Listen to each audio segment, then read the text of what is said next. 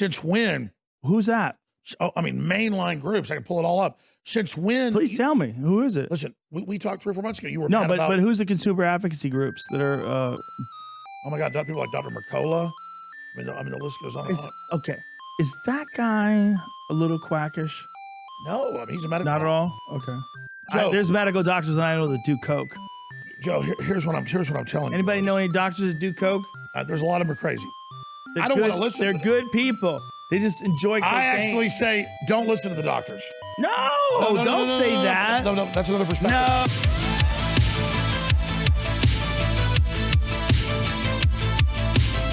Whoa, Joe Rogan is back on Alex Jones. That's right. I don't know. Should we take a look? It was only a week ago. Could be some content there. Could be a loop. Yeah? Hell yeah? Oh, hell yeah. All right. Oh, the alpha boys are back. Well, If you knew that that's what this whole thing was all about, there's an infinite number of these solar systems and these universes all expand. Just oh, go off. I'm here. To the point where there's no more sun, there's no more gaseous fireballs, and then contracting down to nothing, down to the smallest fucking possible particle, and then boom, a whole new universe all over again.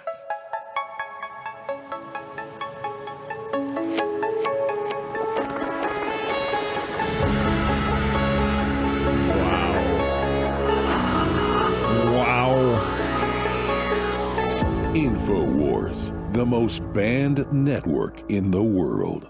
Well, I got to tell you, I get bigger goosebumps with this guy on the air than when I've had Donald Trump on and movie stars. No, seriously. I've known you for 22 years, and you're a fun, really smart, amazing guy, and you put up a lot of my crap. And he's the #1, not just podcaster, but talk show host in the world. Joe Rogan, my fellow Texan. Alex Jones, thanks for having me. It is good to be here. How surreal is it that we're both here in Central Texas? It's a little surreal for me, but I've liked this place for so long. I really loved Texas for so long, and I always was attached to LA because of the Comedy Store and because of business and just doing stand-up there and podcast there. But once they locked everything down, this was the logical place for me to move. And for me, it felt like I had a nice excuse to move here. And just like I had thought about moving here for a long time, but it didn't seem feasible. And then as soon as the lockdowns happened and then the riots and the looting, and I was like, I got to get the fuck out of LA.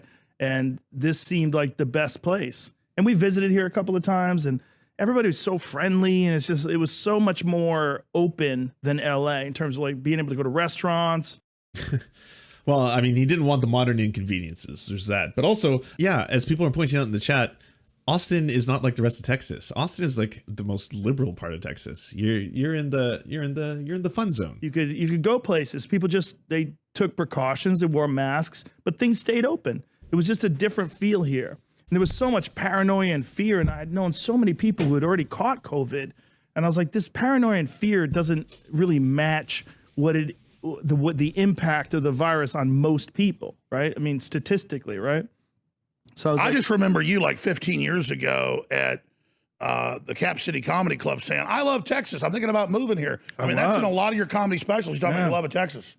Dude, I love the shit out of this place. I can remember watching a truck drive down a city street in China, and they were spraying disinfectant out the side of the truck. Very apocalyptic. Very apocalyptic. And most people like myself that don't know jack shit about virology are sitting at home looking at that going, oh my God. What the fuck? It's the end of the world. We're all going to die. Like, what the fuck is going to happen? And then as time went on and more people that we knew got it and recovered from it, and then the numbers came in, they realized, okay, this is not as bad as they thought it was going to be, but it's still bad for people that have issues, right? For people with comorbidities. And then it became, would we have done this lockdown had we known it was going to be what it was versus what it was when we initially thought it was going to be? We initially thought it was going to kill 10% of the population. Sure, but now the population. But understand that a lot of these conspiracies that people fabricate or put together. I think I'm gonna this one is probably gonna get me roasted on YouTube. So I'm gonna try and fact check as best as I can as we go along. So the original morbidity rate for COVID-19 was at 2%, I believe, estimated between 2 to 4, depending on how old you were. But it was never 10%. There was no announcement that this was going to kill 10% of the population. That is not correct. Is trying to figure out how we got to where we got, thinking that there was some grand plan. And this is my number one problem with conspiracy theories, is that they're looking at it after it's done, not recognizing or being honest about the absolute confusion that encompasses, that it encases all chaotic events. No, I agree. A lot of people. That's so rich, though, because these are two individuals who've been causing so much confusion when it comes to COVID-19. Go to conspiracy because they know the media lies to them or doesn't know what's happening, so they construct their own reality. But I did talk to you in March and April, and I did talk about Wuhan and Fauci and Gates and said that the lockdown would never end and that they would never want to take the mask off, because whether they did it or whether it was released, they're saying they want the Great Reset to collapse the world economy to bring in a world government. And I can show you the clips and the advice. Right, but who is they? When you say they, Klaus Schwab of the Davos Group, Bill Gates of Microsoft. Why does Bill Gates want the world to be one government? Why does he? Why would Bill Gates is on record wanting a global medical system, and he's been thrown out of 22 countries. We're trying to take their medical systems over. Really? Absolutely. 22 countries. So I would highly recommend Thought Slime's video on Bill Gates. There's a lot of things you can hate Bill Gates for. A ton, all right? His predatory behaviors, his actions under Microsoft. He was no friend to unions, workers, any of that kind of stuff. Bill Gates, not a great person to employees. In terms of his secret desire to euthanize the world, not true. None of it bears out. There's absolutely no truth to that whatsoever. And in fact, when people like Alex Jones like to talk about the smoky mirror rising and we go behind the secret meetings and like, all right, here's where I'm going to show you everybody. Here's the Davos group, and here's the bankers, the international bankers, the cabals, the globalists, every single one of them. Whenever they talk about that, it's not hard to see who controls the world. It's not a secret. You can find out right now. Go on Wikipedia. Look up who the richest human beings are. Look up what the richest companies are. Look at what the richest gas and oil sector companies are. Look at the richest companies, industrial bankers. Every single one of those. It's public information. It is not secret. Things like Davos, yes, exist. There are meetings amongst individuals who are super rich. They want to coalesce and continue to grow more wealth. But again, these aren't secret organizations. They're not doing this behind your back. They're not like, Bill Gates isn't like, oh, I can't wait to euthanize all of Africa and other weird things like that. He's been it's thrown almost out. Like, I don't know if that's true or not true, but Well, remember I was on your show. yes. I talked about his vaccine's the main cause of polio, and I pulled up Associated Press. Well, was that his vaccine that did that, that It's his polio program vaccine? to the UN, yeah. What's that? He's funding the main program in the UN that's doing that. Yes, but Okay. But here's the deal. So- and then they said Joe Rogan let him put fake things out saying 80. Bill Gates is not the main cause of polio. The programs initiated by the Bill Gates Foundation worked very hard to try and eradicate polio. It's the exact opposite of what he just said. 80% in his Moderna test got sick. I sent you the clip. You put it out. It got 4 million plus views, and he did say that. He did say that. The side effects for the Moderna vaccine sound concerning. We looked. After the second dose, at least 80% of participants experienced a systemic side effect, ranging from severe chills to fevers. So, are these vaccines safe? Well, the FDA, not being pressured, will look hard at that. The FDA is the gold standard of regulators, and their current guidance on this, if they stick with that, is very, very appropriate. And you know, the side effects were not super severe. That is, it didn't cause permanent health problems for the things there. Moderna did have to go with a fairly high dose, and so to get the antibodies. Some of the other vaccines are able to go with lower doses to get responses that are pretty high, including the J&J and the Pfizer. And so there's a lot of characteristics of these vaccines. It's great that we have multiple of them that are Bill, going out there. And yes, I think you know the data US better than I do. government- But the data showed that everybody with a high dose had a side effect. Yeah, but some of that is That's how vaccines work. That's more often than not, that's how that works. Like, Jesus Christ. don't have Bill Gates on right now. Have a doctor. Have a doctor who can respond with, yes, it's unfortunate. It's better than polio. Trust me on that. Yeah. Being uncomfortable for a couple days or even a week is a lot better than polio. So yeah, it's unfortunate, but this is not like a revelation. You know, just look here. You can see, look how nervous. Look how nervous Bill Gates is. He's touching his arm. Clearly a signal. That's a signal to the Davos group. That means the plan is working. He's getting commands that are being put right directly into his bloodstream. You can see it. No, it's like, is not dramatic where, it's just, super painful. But yes, we need to make sure there's not severe side effects. The FDA, I think will do a good job of that, despite the pressure. Here, we clearly need a vaccine that works. Oh God, is it a supercut of Bill Gates? Oh God, they're still doing it. Oh no, check this out. Joe Rogan, you posted this on your Instagram. Joe Rogan, what are you doing? Joe Rogan, stop. You had one of the chief, what was it? Someone who worked for the CDC was on his show who explained everything to him. It was a really good episode of the Joe Rogan podcast, who was like, I know there's going to be a lot of truths and lies when it comes to the entire COVID thing. Is there any way you can come onto my show right now and explain everything? And he did. And it was sublime and it was great. And I was like, that's so beneficial. That's using your platform for good, Joe. Good, Joe. You're a good Joe today. Because now people are going to go out there and they're going to be like, oh, okay, so we should wear masks and we should wash our hands and we should social distance. And the only true weapons we have against this right now at this time, while these amazing diligent scientists are working on, yes, a vaccine, is this. It's very, very analog. It's very like it's lo-fi. All right. We could literally starve this virus out if we all work together. That's all we have to do. We have to separate. We don't touch each other. We don't cough on each other. We don't speak on each other. And we just give ourselves little social distance and you'll see the numbers plummet. And lo and behold, like magic, the countries that did that, you saw the numbers plummet. You saw the lines go down, almost as if it was like some miracle. But it was very simple. It was things that could have been taught and told to anyone. Poor countries like Vietnam got it so right so quickly. And they've had a base level of almost zero now for so long. If you're drunk and you're around a bunch of sober people, you feel like a fucking loser. Yeah, I'm like, have a drink, Tim. I don't drink. Yeah. I couldn't drink for that month. I made also, I got the tooth pulled the next day. Oh my God. It was one of my. Yeah, you were in agony. I was in agony. So yeah. Toothaches are that. They say it like decreases your strength. Like if a friend of mine had an abscess and he had to get his tooth pulled, and he was explaining to me, he tried working out with the abscess. He goes, distracts you. Well, it's not just distracts you; it literally weakens your body. Like they've done weird studies with people with bite pressure, like that, like when you have like something in your mouth, like you're clamping down. They actually invented. I don't know if it was valid, but they invented a mouthpiece a while back where it was raised in the back. So it would put it in your mouth, and the claim was, I don't know if this was debunked. Oh wait, I'm learning something new. The claim was that it boosted the amount of weight you could lift. So these guys would put these crazy mouthpieces in. They would do like deadlifts and shit. And see, I didn't know that, but I don't know if it's real though. No, I'm sure. I remember reading, but it might not be. I didn't. This was something that I read. I think like this is like pre-internet. This is early days. But I think it puts you into the reptilian brain. I don't mean like David, like literally, we do have a brain that's very similar to crocodile brain, our lower brain.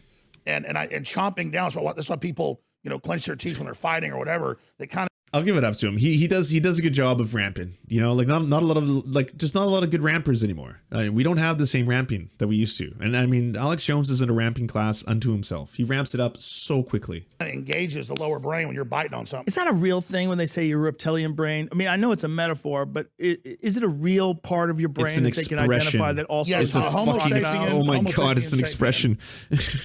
Has one of the most complex brains, other than a beluga whale or dolphins have even bigger and more complex. More pieces. But I mean, if you go through, I think we've got like 7 pieces. They've got about 8 or 9, depending on the species as well.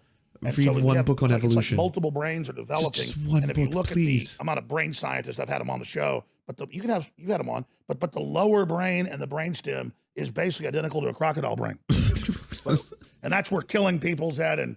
Be able to take bullet holes and keep fighting, or when a woman picks a car up off her kid. Do they know that that's like literally the spot and that it operates the same way a crocodile does, or absolutely it looks like it? No, I mean it's very similar to one.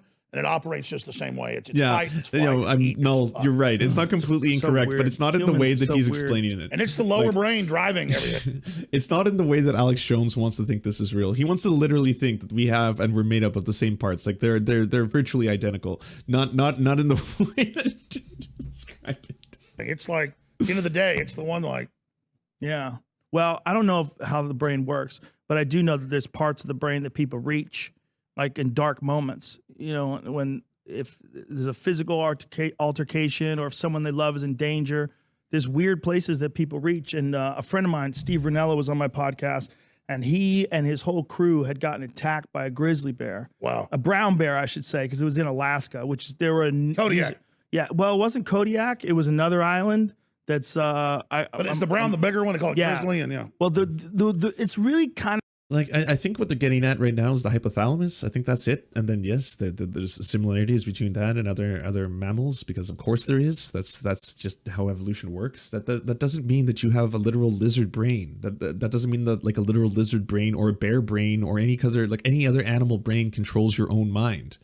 We just have very similar properties. Yes, we are all co-evolving together. There's no question about that. Kind of the same species. It's just the diet's different.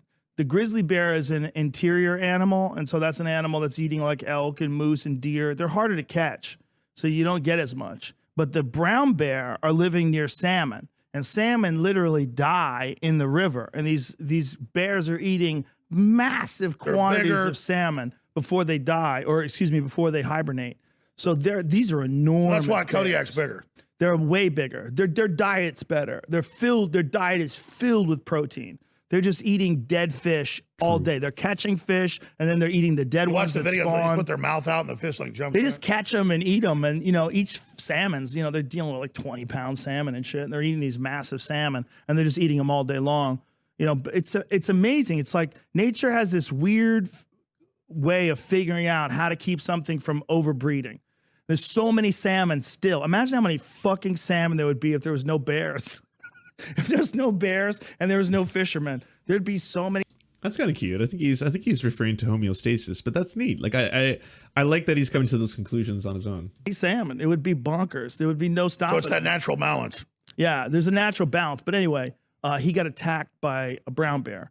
And in the moment, he said there was a place that his brain went to. It's like that you could say it's the reptilian part of the brain, but it's like literally like the shock of the experience happening puts your brain in a state that you weren't even aware your brain can go to.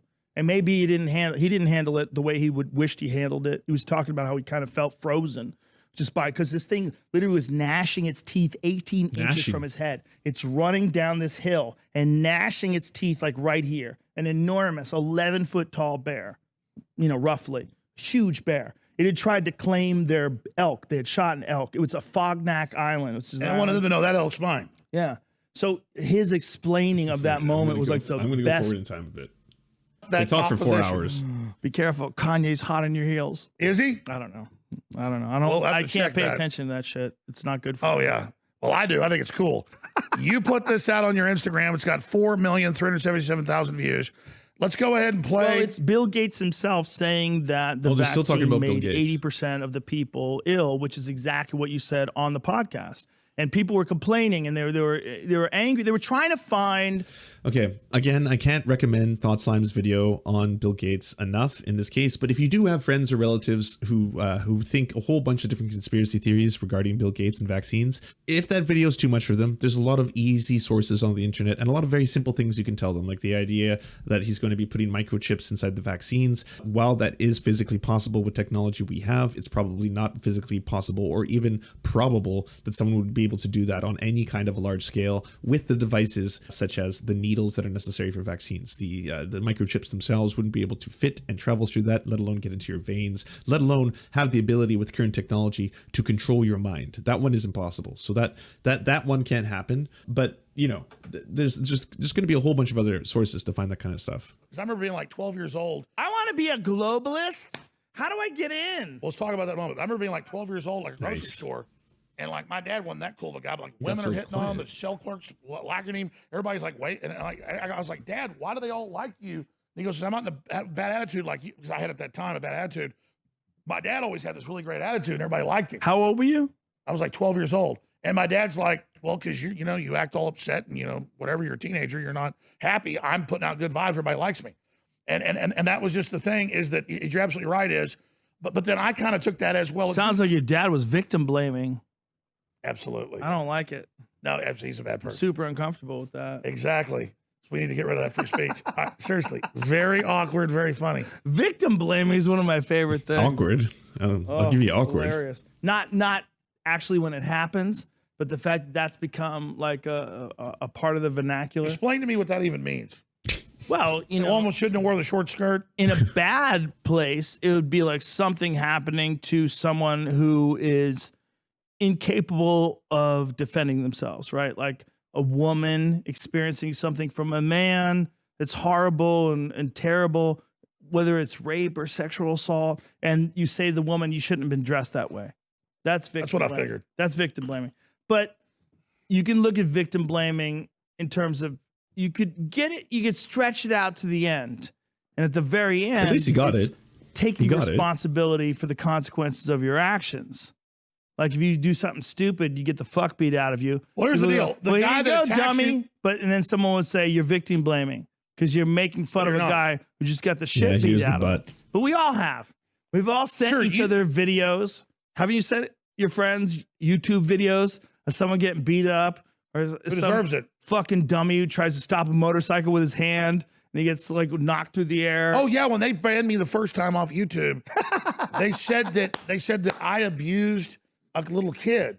It was ABC News where the kid's attacking the adult and the guy throws him down like in Missouri. Well, ABC banned it. ABC ran a story saying that I beat up a kid. It wasn't even me. But then they later went, okay, it wasn't Jones, but he's still victim blamed because the kid's attacking the adult. The adult just throws him down after a while. And they said, I know what you're talking about. There's a girl who throws at a guy and a guy punches her in the face. no, it's like a kid at a. But have you ever seen that video? There's a terrible video of a girl who's like a 10-year-old girl. It's How a is 10-year-old black any of this girl, related and to there's victim blaming a anymore? grown man who's in his 30s or whatever. Holy He's shit, a big they're ass so man sloshed. too. And the girl. They're not even talking about it. I don't know if I can. Because you can't respond. Well, at least Joe. That's really the identity theft that goes on. There's That's a right, part Alex. of that is one of the things where people can talk about certain things is because they know you can't respond. That is one of the most insidious parts about the suppression of free speech. Oh my It's God. not that it's a good thing to suppress hate speech. I can understand why you would think it's a good thing to stop anti-Semitic, racist, transphobic, homophobic. I can understand why you would think that it would be a good thing to suppress those ideas. But there's a fundamental problem with human nature that if you do suppress those ideas, it empowers or at least emboldens the people that have those ideas. Wow, it's almost like the argument we were just talking about not too long ago on that wonderful interview. So here's the rub. You being on the podcast, you being on the Alex Jones show, you being on the TV, you being on the YouTube, that's public. These are public platforms. These are not just you in your house. I don't think anyone has the right to police you in your home. You can do all the things you just listed as many times as you want, all day, every day, because it doesn't affect anybody. It's in the privacy of your home. If you went into a workplace, say with like other employees, some of them were black, and you started screaming the N-word at them every single day, do you not think that there's a justification in you not being in that workplace because you are making it terrible for other people? Like at the end of the day, that's kind of what this is about. It's your freedom of speech doesn't mean that you can silence other people's freedom of speech, because that's kind of the same thing. If your freedom of speech means that you are going to scream the N-word at someone all day, then you are kind of silencing their freedom of speech because they're going to become afraid. They're going to become terrified, perhaps worse. So at the same time, those two things will not be equal. And also, people making fun of you for this, freedom of speech does not equal freedom of consequence. So if you're going to be an asshole on the internet, people are going to call you the asshole on the internet. That's it. That their ideas are being suppressed because they're right and you don't want to hear the truth. And then the problem is that keeps those people who are wrong in a lot of cases, it keeps them from accepting new ideas because you've become such Okay, so you are describing Nazis. So the Nazis are going to continue to be Nazis. I'm sorry. It's just the way. Guess what happened? In Germany, they did incredibly high amounts of censorship of everything related to Nazi memorabilia, flags, speeches, writing. They did an incredibly extreme amount of censorship to that stuff because, for obvious reasons, I'm sure, that did not get rid of people who want to espouse or think of those beliefs. It didn't make them disappear. They weren't like, oh, wait. And it also didn't empower and embolden them afterwards. It wasn't like, oh, wow, those words are gone. Well, now, because there's no discussion, I feel that all of a sudden the Ubermensch must rise again. That's not how these things work. And an enemy that can't be reasoned with, you've ejected them from the platform. You've banned them forever because they've misstepped. Well, you've made them solidified in their original and possibly incorrect position because their identity has become attached to them opposing you. Exactly, and it's dangerous. It's a wrong way to look at conflict. I mean, let's go further. Talk about, they say, oh, don't say the N-word. I've never said the N-word. Fine, ban somebody for that. But then next, like you said, Joe, it's everything else gets banned. Because I agree, ban the N-word, because I don't want to say the N-word. I don't hurt somebody's feelings. I don't agree with that. Now they've taken all the speech, but here's what they do. They focus on the KKK and child molesters having, not having free speech. But then it becomes, we talked months ago, heads of hospitals, mainline science. So, by the way, that was evidence right there that they don't agree with free speech absolutism. Because otherwise, you'd have to add that to it too. That's part of the whole ordeal. If you want free speech absolutism, then you have to say, well, and then I also have the right to say the N-word. I can call black people the N-word. That's part of it. Because why shouldn't I? You just heard what drunk Joe Rogan said. If I don't do that, then all of a sudden people who might want to do it as well will just become emboldened because of the transitive property. So then you can extend this to other things. You see, you agree that one's bad, okay? Because that one's pretty commonplace, all right? You may understand the years and years, the historical racism and connotations of that word, but there's other things now, more modern ones that you have trouble with. And I'm going to guess they'll probably get to misgendering. They're probably going to get to that. And that's going to be that's the next paradigm. That's the one where he's like, well, see, and then after this, what's next? And after that, is there a new thing? And then after that, is there a thing after this? Scientists, mainline doctors come out and say, hey, we got a 100% cure rate with this. Hey, we're finding these are false positive COVIDs 97% of the time. German court just found that last week. Hey, wait a minute. What's the first thing you said? 100% what? 100% for survival rate? They've been having 100% survival rates at major hospitals with up to 1,000 patients.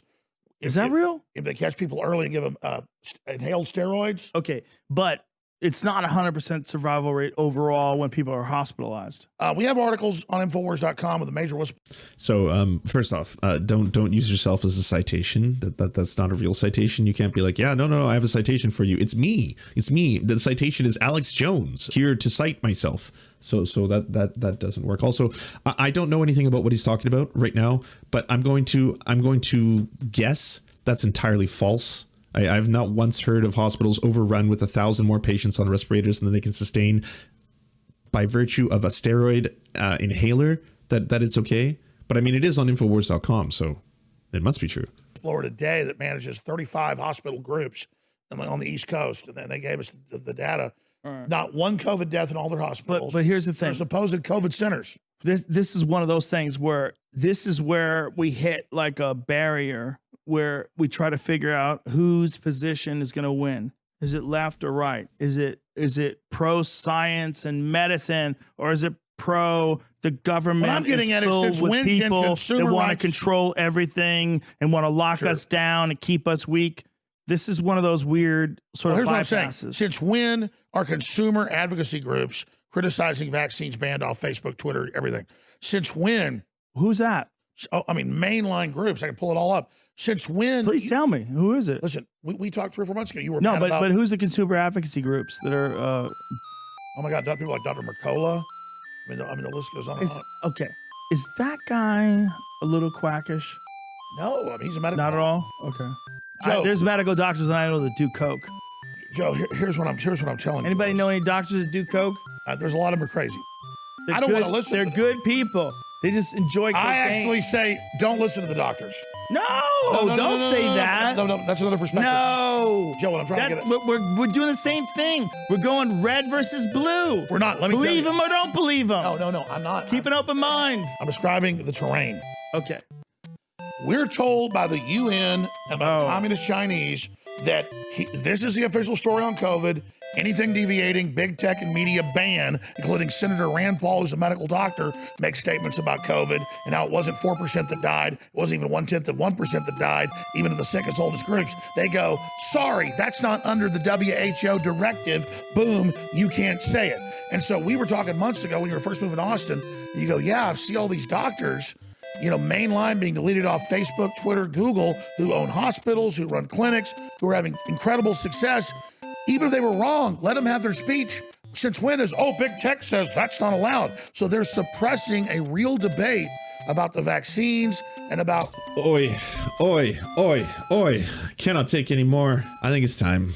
I've had enough, Joe. I've had enough Joe in my life. What lies around the corner? Never knowing who's going to kill you. Are you the next one to be murked?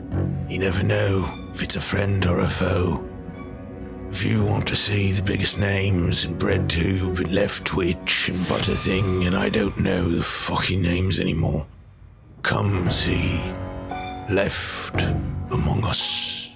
If you want us to advertise your channel or work, please go to weareserfs.com and email us a 20 to 30 second ad, and we'll take it on to the end of one of our videos to help promote your leftist channel or progressive something.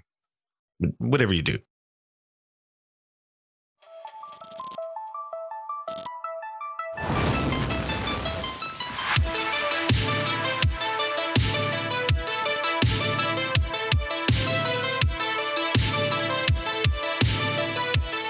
To our God, I'm Rast, Xander Corvus, and Schlatsky, we shall commit blood sacrifices in your honor. To our monarch, Tom Spiker, our lives are yours to command. To our lords, Jeffrey Lamb, Trevor R., Stephen, Hans Josephine, Poppy Nelson, Ryan Lubin, Jimothy K. Meeblebeeps Jr., we bow meekly for your pleasure. To our knights of the round table, Josh Mickelson, Dylan Byth, Zach Christensen, Todd Buckingham, Todd Lajeunesse, Political Puppy, Jimmy Bignuts, Andreas Chitoro, Good Poon Hates Cops, That's Solid Poon Then, Dr. Zayas, Yoppy, Violent Orchard, Sophie Baby, Jack Darko, Thomas Barretton, J. Fraser Cartwright, Goofalankius, Melissa Murphy, Nicholas Marks, Alexander Thaler, Ali Rada Jaffer, Alex Gauvin, Radical Maniac, we salute you.